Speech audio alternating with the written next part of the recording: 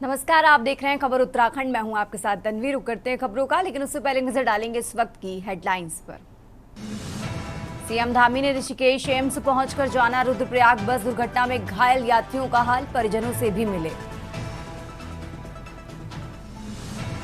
उत्तराखंड में Ayurveda dietitian course शुरू करने की तैयारी, जल्द ही शासन से अनुमति मिलने की उम्मीद। रुद्रप्रयाग हादसे को लेकर डीएम ने किया निरीक्षण, हादसे की मजिस्ट्रियल जांच के दिए आदेश, उच्च स्तरीय कमेटी की गठित। नेशनल हाईवे 74 घोटाले को लेकर उत्तराखंड में घंटों चली ईडी की कार्रवाई, अफसरों के घरों से नकदी और दस्तावेज सीज किए गए।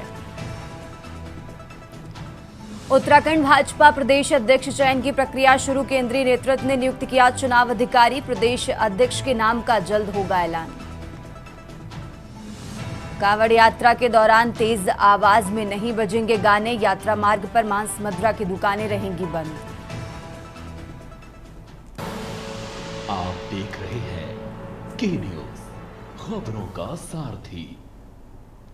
और चलिए अब रुक करते हैं खबरों का और सबसे पहले बात करते हैं देहरादून की। देहरादून से खबर आपको बता रहे हैं, उत्तराखंड में भारी बारिश का येलो अलर्ट जारी किया गया है।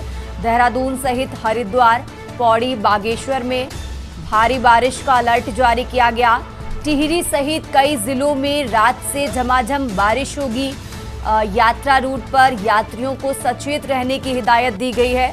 तो बड़ी खबर आपको देहरादून से बता रहे हैं। देहरादून से अहम जानकारी आपको बता रहे हैं, जहां उत्तराखंड में भारी बारिश का येलो अलर्ट जारी किया गया है।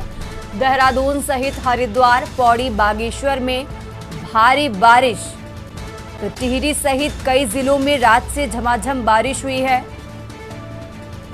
यात्रा रूट पर यात्रियों को सचेत रहने की हिदायत भी दी गई है। तो देहरादून से बड़ी खबर आपको बता रहे हैं, जहां उत्तराखंड में भारी बारिश का येलो अलर्ट जारी किया गया है।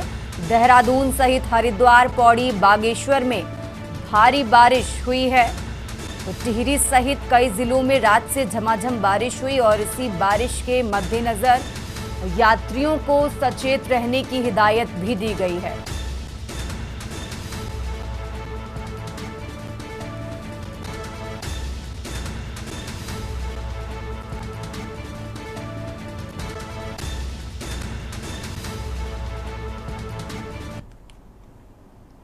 खबरों में आगे बढ़ते हैं। हरिद्वार में श्यामपुर थाना क्षेत्र के सज्जनपुर पीली गांव में प्रधानपत्री और पंचायत सदस्य पति में मारपीट हो गई। मामला गांव में नाला निर्माण से जुड़ा है। बताया जा रहा है कि वार्ड मेंबर के पति दीपक कुमार ने नाले के निर्माण को लेकर शिकायत की थी, जिस पर गुस्साए प्रधानपत्री सुनील कुमार और उसके समर्थकों ने दीपक की पिटाई कर डाली। शिकायत थी कि नाला नियमों के विरुद्ध बनाया जा रहा है। हालांकि मामला पुलिस के पास तक नहीं पहुंचा और दोनों पक्षों ने आपस में ही समझौता कर लिया। ताज्जुब की बात यह है कि गांव के दोनों ही नेता वोट पाकर चुने हुए नहीं हैं, बल्कि अपनी पत्नियों के नाम पर नेतागिरी चमका रहे हैं।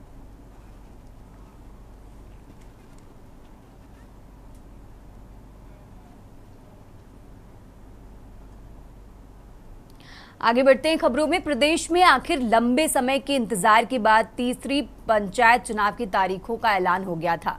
इस बार 2 चरणों में मतदान प्रक्रिया प्रदेश के अंदर लागू होनी थी, जिसमें 10 जुलाई और 15 जुलाई को दूसरे चरण में मतदान प्रदेश में करने, वहीं 19 जुलाई को मतगणना की प्रक्रिया चुनाव निर्वाचन को संपन्न करनी थी। इसी बीच सरकार को नैनीताल हाईकोर्ट से चुनाव पर प्रतिबंध लगाने का आदेश जारी हो गया, जिसको लेकर एक बार राज्य भर में पंचायत चुनाव न करने के बादल मंडराने लगे। वहीं उत्तराखंड में होने वाले पंचायत चुनाव पर लगी रोक को हटा दिया गया है।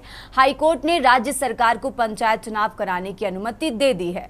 हाईकोर्ट के इस फैसले से अब पंचायत चुनाव के होने का रास्ता साफ हो गया है। धामी सरकार पंचायत चुनाव पर लगी रोक हटाने के लिए हाईकोर्ट का दरवाजा खटखटाया था। अब हाईकोर्ट के इस आदेश के बाद पंचायत चुनाव का नया कार्यक्रम जारी होगा, यानी अब चुनाव नई तारीख पर होंगे। ये रिपोर्ट देखिए।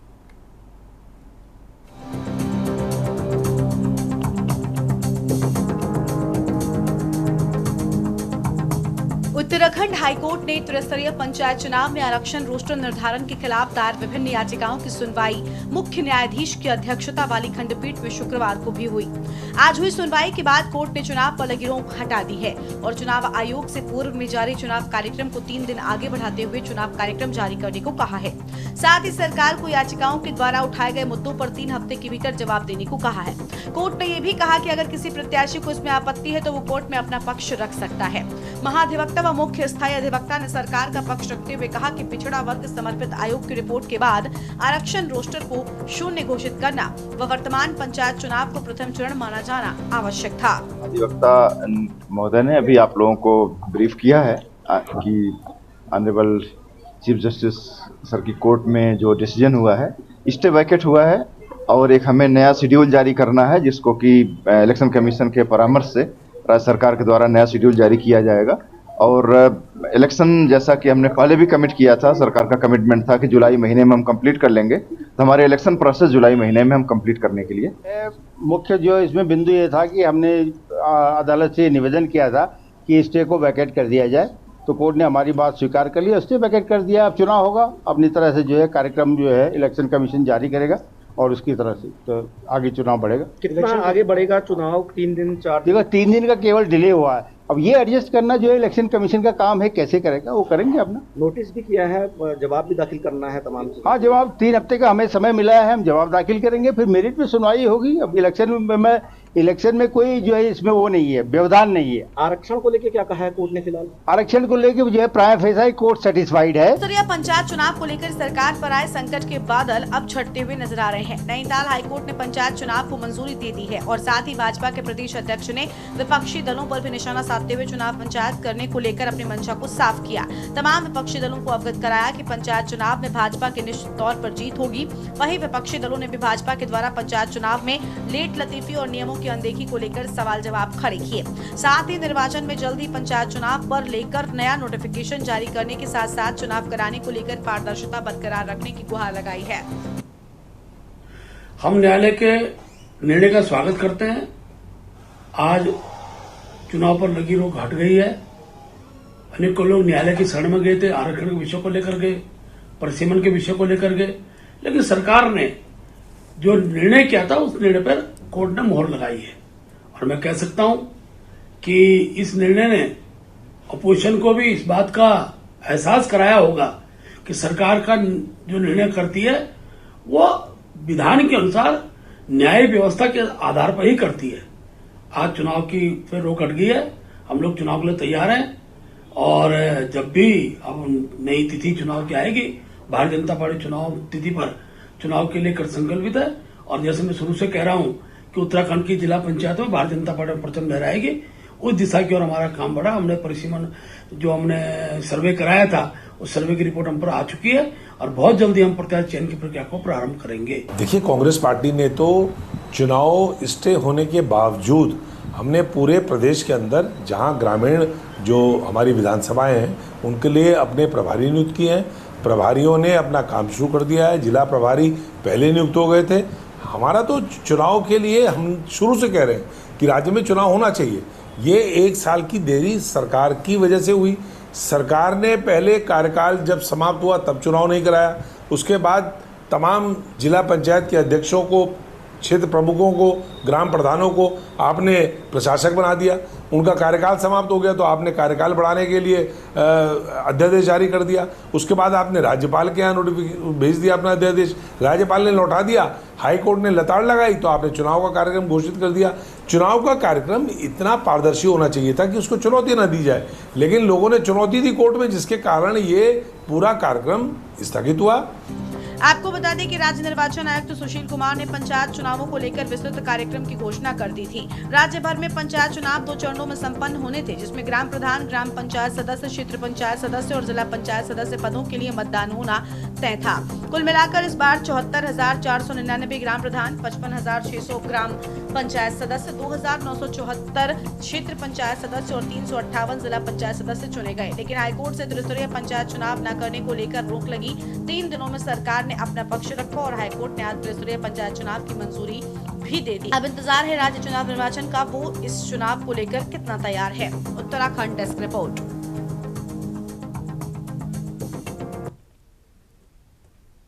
खबरों में आगे बढ़ते हैं। भारतीय लोकतंत्र के सबसे काले अध्याय 25 जून 1975 की 50वीं बरसी पर भाजपा देश भर में काला दिवस मना रही है। इसी क्रम में विकासनगर क्षेत्र के कोटरा कल्याणपुर में एक विशेष कार्यक्रम आयोजित किया गया, जहां लोकतंत्र की रक्षा में अपना जीवन समर्पित करने वाले नेताओं को याद किया गया। कोटड़ा कल्याणपुर में आयोजित इस कार्यक्रम में बतौर मुख्य अतिथि कैबिनेट मंत्री सौरभ बहुगुणा, सहसपुर विधायक सहदेव सिंह पुंडीर सहित पार्टी पदाधिकारियों ने शिरकत की, जहां भाजपा कार्यकर्ताओं और पदाधिकारियों ने आपातकाल के उस दौर को याद किया जब नागरिक स्वतंत्रता, अभिव्यक्ति की आजादी और लोकतांत्रिक संस्थाएं कुचली गई थी। साथ ही वक्ताओं ने उस समय सत्ता से लोहा लेने वाले जयप्रकाश नारायण, अटल बिहारी वाजपेयी, लाल कृष्ण आडवाणी जैसे नेताओं को याद करते हुए उनके बलिदानों पर प्रकाश डाला।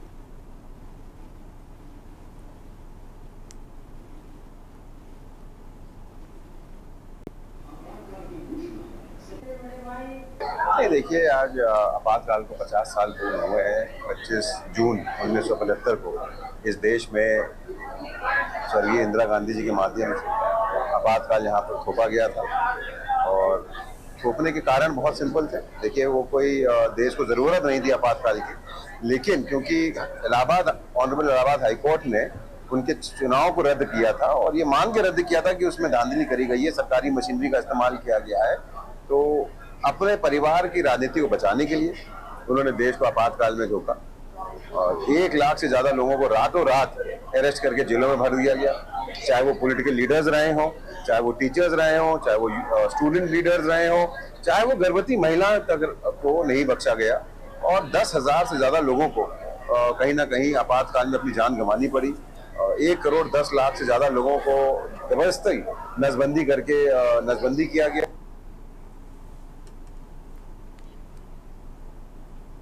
खबरों में आगे बढ़ते हैं। शहर के बिड़ला स्कूल के पास हाल ही में हुई गोलीकांड की सनसनीखेज वारदात का खुलासा पुलिस ने कर दिया है। मामले में मुख्य आरोपी सहित 7 युवकों को गिरफ्तार किया गया है, जबकि 4 अन्य आरोपी अभी भी फरार हैं, जिनकी तलाश में पुलिस की टीमें जुटी हुई हैं। एसपी सिटी प्रकाश चंद्र को प्रेस वार्ता के दौरान मामले का खुलासा करते हुए बताया कि ये फायरिंग 2 गुटों के बीच पुरानी रंजिश का नतीजा थी। कुछ दिनों पहले दोनों पक्षों में मारपीट हुई थी, जो इस हिंसक घटना में तब्दील हो गई। पुलिस के मुताबिक गिरफ्तार सभी आरोपी देवल चौड़ क्षेत्र के निवासी हैं। फायरिंग में प्रयुक्त असलाहा भी पुलिस ने बरामद कर लिया है। इस घटना ने शहर में दहशत का माहौल बना दिया है। एसपी सिटी ने सख्त संदेश देते हुए कहा कि शहर में अराजकता और गुंडागर्दी किसी भी सूरत में बर्दाश्त नहीं की जाएगी। कानून व्यवस्था के साथ खिलवाड़ करने वालों के खिलाफ सख्त कार्रवाई की जाएगी।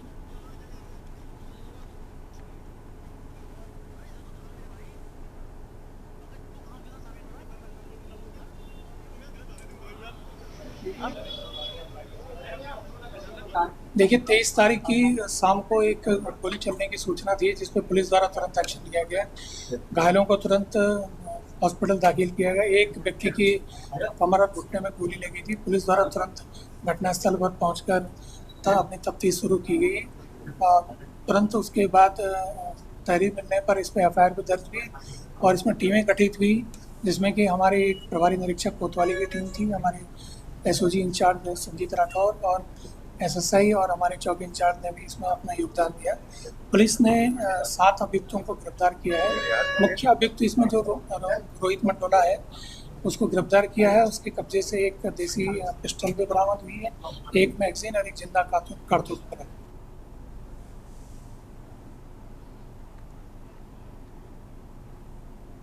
खबरों में आगे बढ़ते हैं। हरेला पर्व और मतदाता जागरूकता अभियान के तहत ढोब, श्रीकोट गांव व मल्ली गांव में पौधारोपण कार्यक्रम का आयोजन किया गया। कार्यक्रम की शुरुआत विधिवत पूजा अर्चना के साथ हुई, जिसके बाद मुख्य विकास अधिकारी गिरीश गुणवंत ने बेड़ू के पौधों का रोपण कर अभियान की शुरुआत की।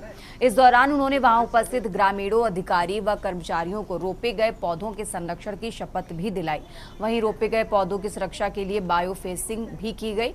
इस अवसर पर मुख्य विकास अधिकारी गिरीश गुणवंत ने कहा कि हरेला पर्व न सिर्फ हमारी सांस्कृतिक विरासत का प्रतीक है, बल्कि ये प्रकृति के प्रति हमारी जिम्मेदारी का भी स्मरण कराता है। उन्होंने कहा कि पर्यावरण संरक्षण के लिए पौधारोपण आवश्यक है, लेकिन उतना ही आवश्यक है उनकी देखभाल और संरक्षण।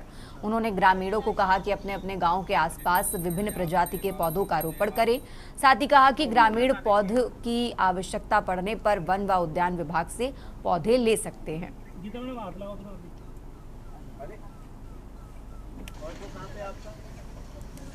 कि हमें सबसे बड़ा सहयोग तो हमें होम उत्थान से मिल रहा है, जिसकी वजह से सीडीओ सर भी शायद हमारे यहाँ पे पहुँच रहे हैं, क्योंकि हमें तो पहले कोई जानता भी नहीं था, पर हाँ जब से हमें होम उत्थान का सपोर्ट मिला है, सीडीओ सर आ रहे हैं और कई अधिकारी आते हैं जो कि यहाँ पे देखते हैं, सर्वे करते हैं और हमें काफ़ी सारी सहायता मिलती है उससे। मैं यही कहना चाहती हूँ हर उस महिला के लिए जो कि इस काम को करना चाहता है कि हम जब तक मेहनत नहीं करेंगे तब तक कुछ भी नहीं होगा। अब जैसे मैंने किया, जैसे मैं बेडों की कटिंग लगाई, मैंने इतनी मेहनत से वो कटिंग ग्रो करके और तैयार करें। ये श्रीकोट में एक पौधारोपण किया था बेडू का, और वहाँ पे हम लोग लगभग 300 पौधों को लगा रहे हैं। और इसका उद्देश्य ये है कि जो बेडू की हमारी प्रसंस्करण यूनिट जो हमने बॉडी में लगाई हुई है, जो एसएचजी की हमारी दीदीज हैं वो उसमें काम करते हैं, तो उसको सस्टेन करने के लिए ये बेडू का पौधारोपण हुआ। इससे क्या होगा कि एक तो महिलाएं जो हमारी एसएचजी के महिलाएं हैं उनकी आय में वृद्धि होगी, और साथ जो हमारा बेडू प्रसंस्करण यूनिट जो पौड़ी में है उसको सस्टेन करने में सहायता मिलेगी, जिससे कि हम अधिक से अधिक प्रोडक्शन कर सकेंगे और उस प्रोडक्शन को मार्केट में हम लोग ला सकेंगे।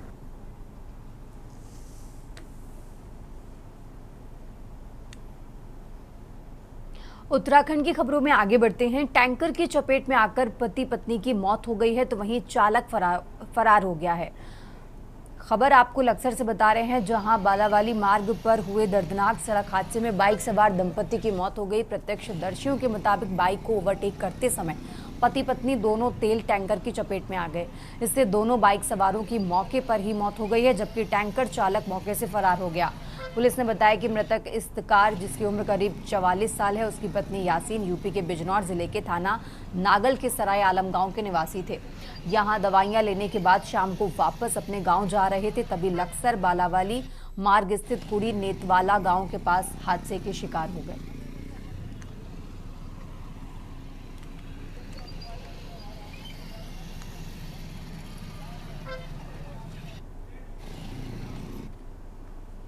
खबरों का सिलसिला लगातार जारी है। फिलहाल यहाँ रुकेंगे एक छोटे से ब्रेक के लिए। आप देख रहे हैं के न्यूज, खबरों का सारथी।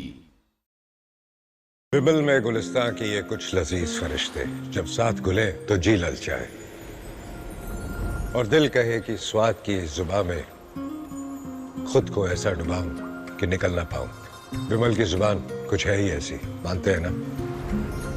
विमल, बोलो जुबान केसरी। आप देख रहे हैं के न्यूज, खबरों का सारथी। ब्रेक से वापस आ चुके हैं, रुक करते हैं खबरों का। खबर गदरपुर से सुंदरपुर गांव से है, जहां जगन्नाथ रथ यात्रा बड़े धूमधाम व हर्षोल्लास के साथ निकाली गई। रथ यात्रा सुंदरपुर गांव से शुरू होकर दिनेशपुर नगर पंचायत क्षेत्र के विभिन्न मार्गों से हुई। श्री हरिचंद गुरुचंद धर्म मंदिर में आकर रथ यात्रा का समापन किया गया। इस दौरान यात्रा में आए श्रद्धालुओं ने बताया कि उड़ीसा के पुरी जगन्नाथ मंदिर में आज के ही दिन जगन्नाथ रथ यात्रा निकाली जाती है। उसी तर्ज पर दिनेशपुर में भी जगन्नाथ रथ यात्रा निकाली गई। 3 दिन तक सुंदरपुर गांव में भगवान जगन्नाथ जी की पूजा अर्चना की जाएगी। जैसे कि सभी को पता है कि उड़ीसा पुरी जगन्नाथ धाम में ये यात्रा निकाली जाती है, तो उसी के अनुरूप हम पिछले 4-5 सालों से हमारे गांव से सहदेव मंडल, हमारे एक जमाई है, तो वो निकालते हैं। वो खुद ये रथ तैयार किया है और उनके अनुयायी में हम निकालते हैं। जय जगन्नाथ। जगन्नाथपुरी धाम का एक बहुत ही प्रसिद्ध एक रथ यात्रा के रूप में हम लोग निकालते हैं। पूरे विश्व भर के लोग यहाँ आते हैं, रथ यात्रा के रूप में निकाला जाता है।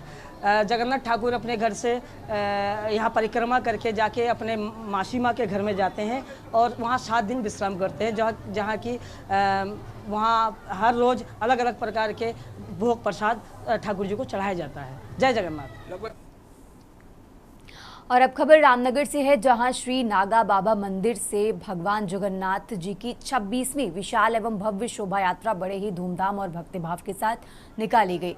बैंड बाजों और भजन कीर्तन के साथ नगर में निकली शोभा यात्रा ने वातावरण को भक्तिमय बना दिया।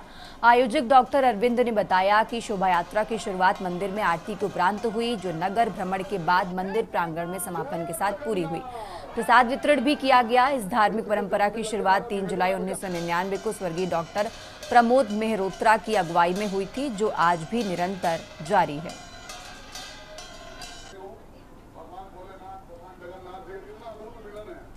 भगवान जगन्नाथ जी की जो शोभा यात्रा निकली है, भगवान भोलेनाथ, भगवान जगन्नाथ जी कितना अद्भुत मिलन है, शंकर भगवान और जगन्नाथ।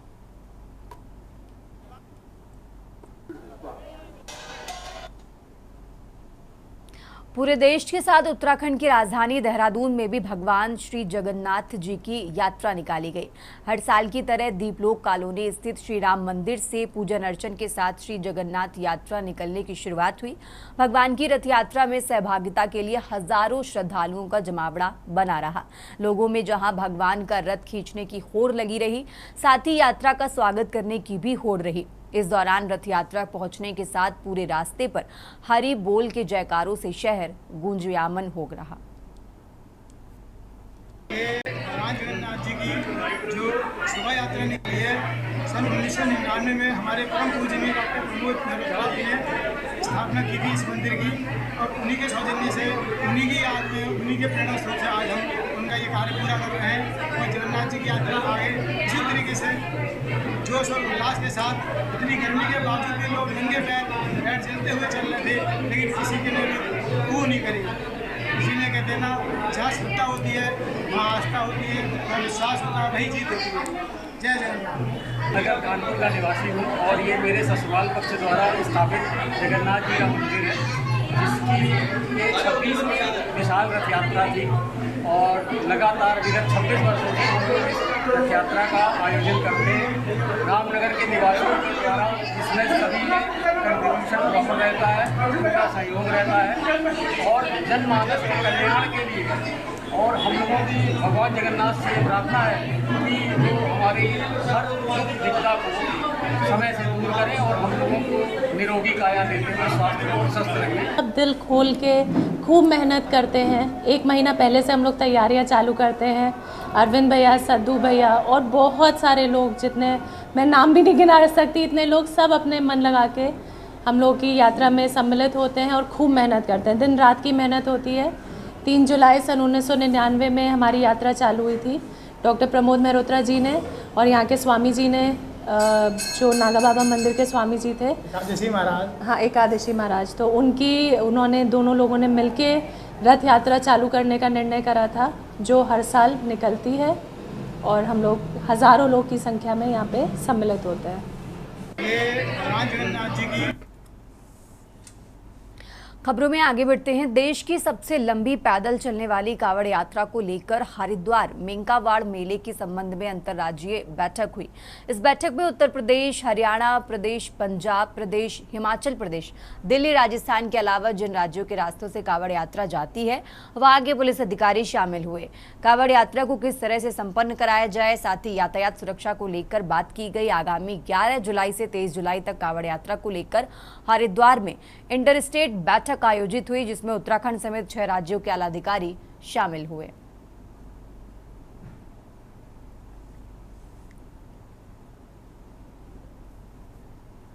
और शेयरिंग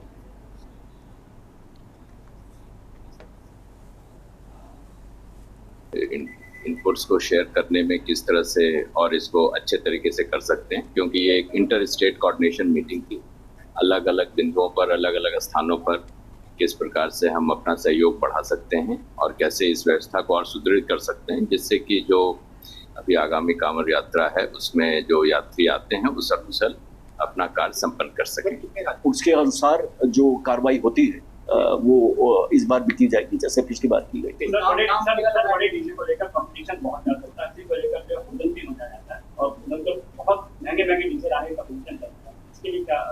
जी, इसके लिए ये पूरी तैयारी है, और जो ऐसे डीजे जहाँ पे ओरिजिनेट होते हैं, जहाँ से बनते हैं, उनके नामों की सूची आ गई है, और उनसे संपर्क करके जो एक फिक्स्ड मानक जो डीजे की हाइट और चौड़ाई के लिए जो बनाए जाएंगे उनके अनुसार ही एनफोर्स किया जाएगा। खबर उत्तराखंड में फिलहाल इतना ही। आप देखते रहिए के न्यूज़ इंडिया। आप देख रहे हैं के न्यूज़, खबरों का सारथी।